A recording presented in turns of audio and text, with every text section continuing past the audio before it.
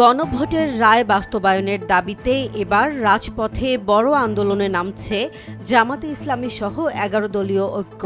১৮ April থেকে ২ মে পর্যন্ত গণমিছিল ও সেমিনারের পর আগস্টের মধ্যে বিভাগীয় শহর থেকে ঢাকায় মহাসমাবেশ করার লক্ষ্য নিয়ে এগোচ্ছে এই রাজনৈতিক জোট। মূলত সরকারের ওপর রাজনৈতিক চাপ বাড়িয়ে জুলাই সনদের প্রতিশ্রুতি কার্যকর করাই এই আন্দোলনের মূল উদ্দেশ্য। গত ১২ ফেব্রুয়ারির গণভোটে ৭০% মানুষ সংবিধান সংস্কারের পক্ষে রায় দিলেও এখনও গঠিত হয়নি সংবিধান সংস্কার পরিষদ। জামাতের অভিযোগ, নির্বাচিত সদস্যরা দ্বিতীয় দফায় শপথ না নেয়ায় তৈরি হয়েছে সাংবিধানিক সংকট।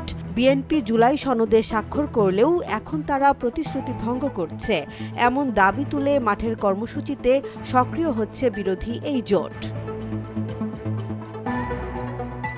১৮ দলীয় জোটের লিয়াজো কমিটি জানিয়েছে, মে মাস থেকে আগস্ট পর্যন্ত চলবে জনমত গঠনের কাজ।